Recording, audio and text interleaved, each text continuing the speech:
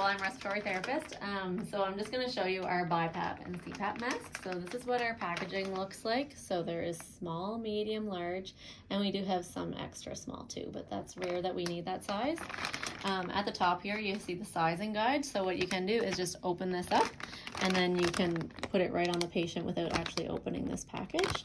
So you want to have it kind of in between the eyes, and then right down the chin there, a little nape chin. So most patients are medium, but someone who has a really long face might need a large, and someone who has like kind of a shorter face needs a small. So this is the mask here. You can see there's a little bit of flex here, which is nice. The material right here is thinner than it is on the side, so less chance of breaking down the skin. There is a little spot right here where the OG could go as well. And then there's this little valve here. It's called an anti-asphyxia valve. So if the patient was disconnected from the BiPAP, they could still take a breath in and it would be okay. But you don't want to leave this on the patient's face when they're not attached to the circuit. So that is our masks. So you want to initially, I take it off here. I would hold it, I'd put this like kind of like this and hold it on the patient's face and just kind of try to calm the patient, to let them kind of get used to it, and then I would strap it on the patient's head. So I pull it over. This goes on the top of the head, and then this goes around the back, and then these clip on the side here. Just like that. I'm just going to show the V60 BiPAP CPAP machine here.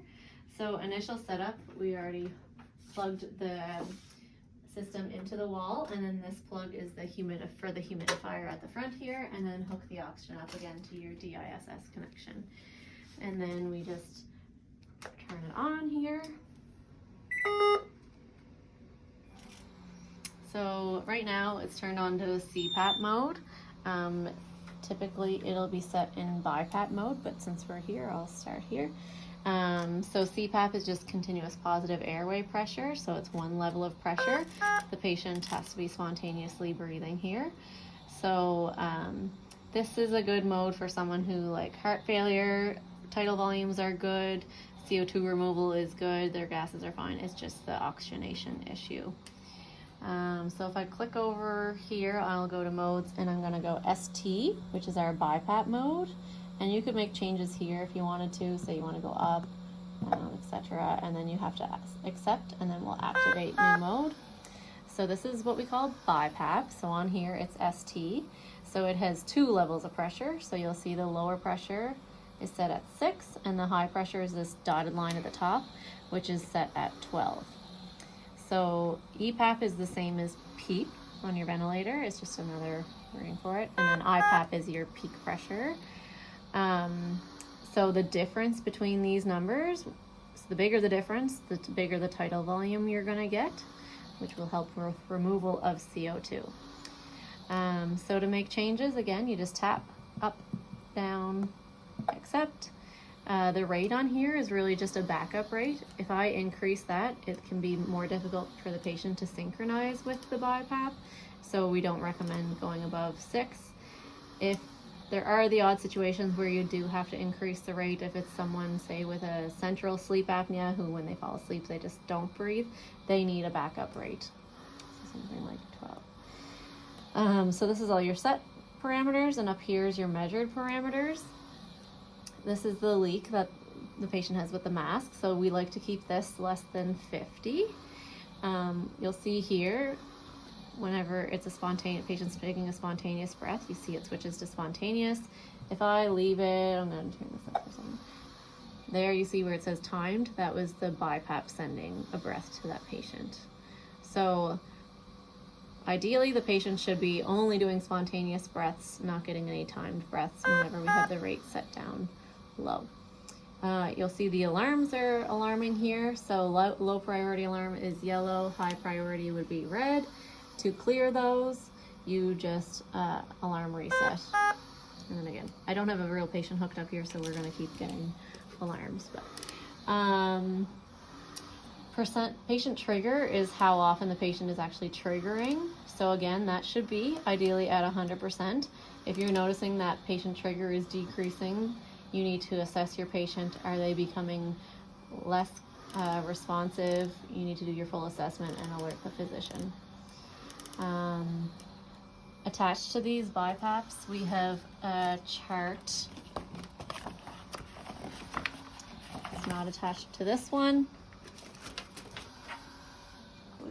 But we will have a chart that's attached that says how many mils per kilogram, their tidal volumes for that mils per kilogram, so 6 to 8 mils per kilogram. If the tidal volume is not reaching that, then you need to alert the physician, and we might need to adjust your pressures, go up on the pressures to give a bigger tidal volume.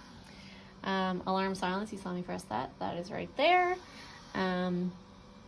Alarm settings are here, so your high rate, low rate, high tidal volume, low tidal volume, high pressure, low pressure, and low minute volume, and then low pressure. So that's like your apnea alarm there. And then if you have to put the patient in standby, there is a standby button here, and then you would just disconnect the patient. But when you do that, you're letting air flow around the room from the circuit. So if the patient had COVID or influenza, increased risk of spreading that. So what I typically do is just press the power button and shut down the ventilator and remove it from the patient.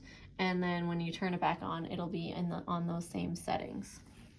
Okay, down here, so is the humidifier. So initial setup, I would have spiked the bag and then turned this on before putting it on the patient too.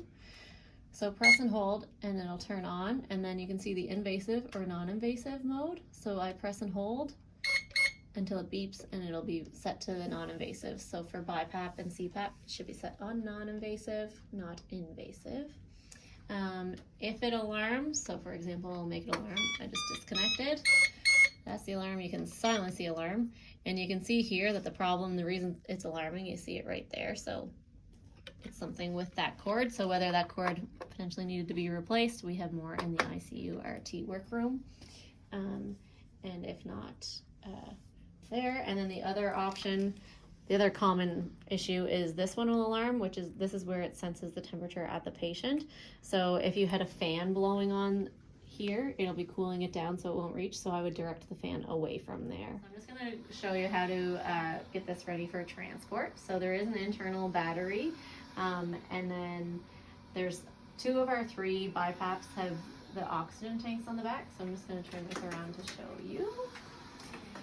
So we would disconnect from the wall, and then the tanks can work for us. So there are 2 tanks here. I'm only going to open one at a time, because if I open both, it'll drain them both equally. So it's easier to just replace one tank than 2. And don't hook it up until you're ready to go, because if you open this and still have it connected to the wall, it's going to drain the tank before it goes to the wall, unfortunately. So initially, you just open the tank, so ready, tighty, lefty, loosey. So I'm opening it up, and you'll see that there's oxygen in there. And then I would disconnect from the wall and unplug, and then you're good to go.